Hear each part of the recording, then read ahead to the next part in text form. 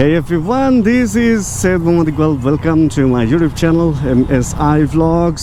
খিলক্ষেত দিয়ে বের হইতেছি আর আমার আজকের কাজ হচ্ছে আমরা এখন যাব পূর্বাচলের ওইদিকে, কারণ রিলেটিভের একটা প্লটে ওয়াল করা হইতেছে, তো ওইদিকে একটু যাওয়াই লাগবে।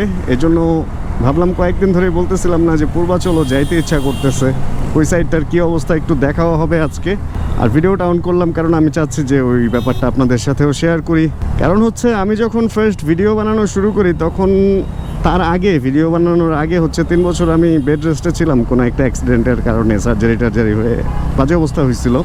আর ওই টাইমটা আমার মনে হয়েছিল, মানে ওই টাইমে আমি প্রচুর মোটো ব্লগ দেখতাম, তো আমার মনে হয়েছিল যে আমি যখন সুস্থ হব তখন হচ্ছে আমি এরকম ব্লগ করব এবং যারা রেগুলার কাজে ব্যস্ত থাকে বা অসুস্থ আছে বা ঘর থেকে বের হতে পারে না, বেড়াইতে পারে না, তাদেরকে বিভিন্ন জায়গা সম্পর্কে একটা সময় দিনের মধ্যে তারা যাতে আমার এই চ্যানেলে এসে আমার সাথে একটু ঘুরে যেতে পারে, যেহেতু তারা সময় সুযোগ করতে পারতেছে না। এই আর কি, দেশের অবস্থা সার্বিক পরিস্থিতি খারাপ, এটা আমরা জানি। এই অবস্থায় আমি চেষ্টা করতেছি, দেখেন আমি ছাড়াও আরও অনেক মোটরসাইকেল আমার সামনে যারা জীবন ও জীবিকার যুদ্ধ করে যাচ্ছে, আমিও তাদের মধ্যে একজন। জাস্ট পার্থক্যতা এতটুকুই, ওনাদের হচ্ছে ক্যামেরা লাগায় ওনারা কিছু বলতেছে না, আর আমি ক্যামেরা লাগায় আপনাদের সাথে কথা বলতেছি, এতটুকুই পার্থক্য। এই হচ্ছে ব্যাপার। তাই পূর্বাচলটা আপনাদের সাথে শেয়ার করার চিন্তা ভাবনা করলাম। আর আমার লাস্ট ভিডিওতে একজন দুজন কমেন্ট করছিল যে এই পরিস্থিতিতে স্কুটার নিয়ে আপনার সময় ভালো যাচ্ছে, এই সেই। আসলে আমার কথাটা এরকম ছিল যে পরিস্থিতি যেমনই হোক, অনেক চেকপোস্ট, অনেক রকম ঝামেলা, অনেক কিছুই চলতেছে, কিন্তু এই স্কুটারটা নিয়ে আমার সময় ভালো যাচ্ছে কারণ এটা চেকপোস্টে ধরে না, এটা নিয়ে যে কোনো দিকে আমি মুভ করতে পারতেছি, কোনো প্রবলেম দিতেছে না। যেহেতু আমি একজন বাইক রিভিউয়ার, সেহেতু এই বাইকটা বা এই স্কুটারটা আমাকে ভালো সার্ভিস দিয়ে যাচ্ছে এই অবস্থাতে। এটার সাথে সময় ভালো যাচ্ছে, দেশের সময় ভালো যাচ্ছে, এটা কিন্তু আমি বলি নাই। বাইকের সাথে আমি মুভমেন্টের যেই টাইমটা, ওই টাইমটা ভালো যাচ্ছে, কোনো রকম প্রবলেম ছাড়া কাটিয়ে উঠতে পারতেছি ওই সময়টা, এটার কথা বলছি। এমন না যে দেশের এই পরিস্থিতি আমি খুব এনজয় করতেছি, সময় খুব ভালো যেতেছে, তা কিন্তু আমি বলি নাই। আসলে অল্প একটু কথারে কেটে ওইটারে অনেক কিছুই বানানো যায়, আর এগুলা যারা করে তারা আমার পার্সোনালি পছন্দও না। তো তারা অনেকেই বলতেছে আনফলো করছে বা এই সেই।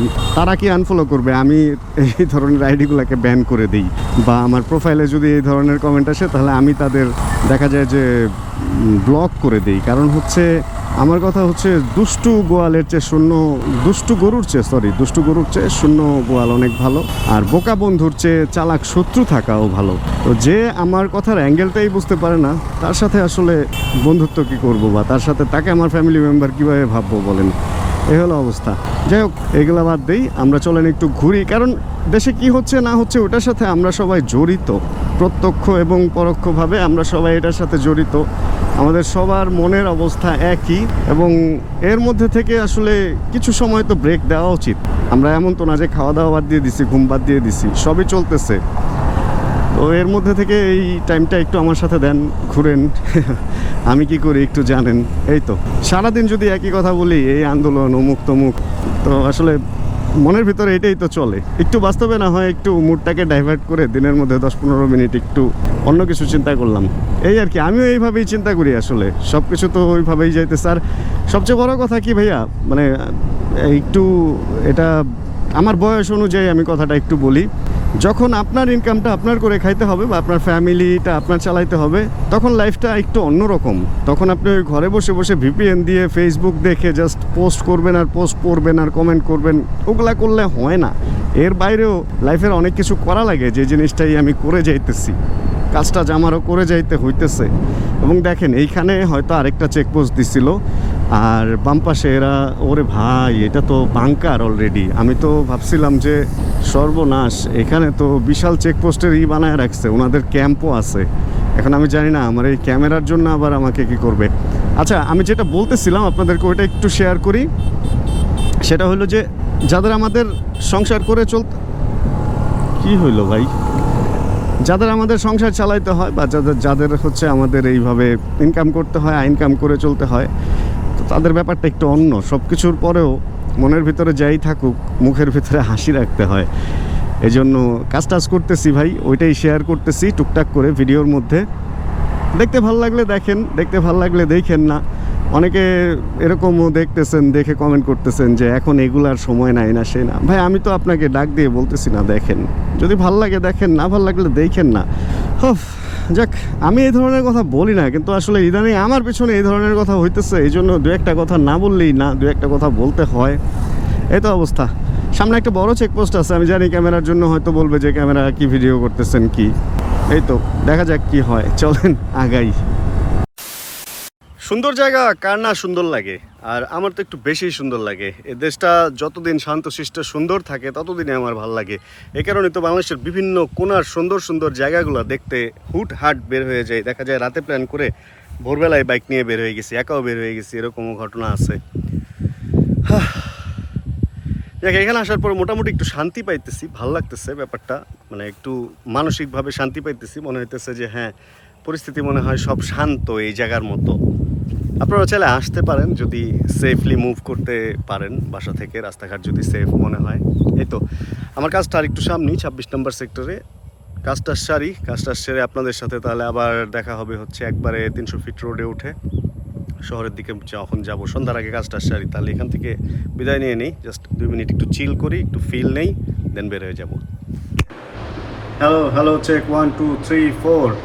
যখন বাইকটা নিয়ে ফিরতেছিলাম 300 ফিট রোড দিয়ে, তখন রোডটা অনেক বেশি ফাঁকা ছিল। আর আমি এখন যে এই সাউন্ডটা দিতেছি বা ভয়েসটা দিতেছি, এটা ভয়েস ওভার, এটা ঘরে এসে দিছি। কারণ হচ্ছে রাস্তায় যখন রেকর্ড করছি তখন আমি জানি না কি হয়েছে, ক্যামেরায় ভয়েস দেয় নাই, মাইক কাজ করতেছিল না, আমার চেক করতে হবে মাইকের কী অবস্থা। যাক, এখান থেকে বের হয়ে আমরা মোটামুটি সিটিতে ঢুকছি, অ্যান্ড তারপরে গেছিলাম বাইক ফেরিতে।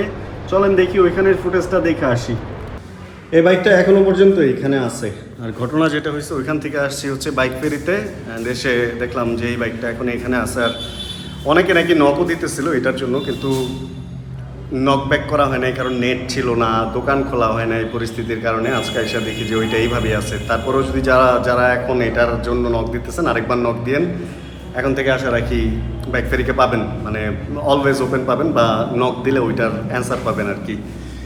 আরেকবার দেখা যাই, কালকে থাকে না থাকে, তার কোনো ঠিক ঠিকানা নাই। হ্যাঁ, অনেক কালেকশন হয়েছে এবার, মোটামুটি এবার শোরুমের মতো লাগতেছে, একদম ভরা ভরা একটা ব্যাপার হয়ে গেছে। এটা দেখেন, বাইক অ্যান্ড বাইক।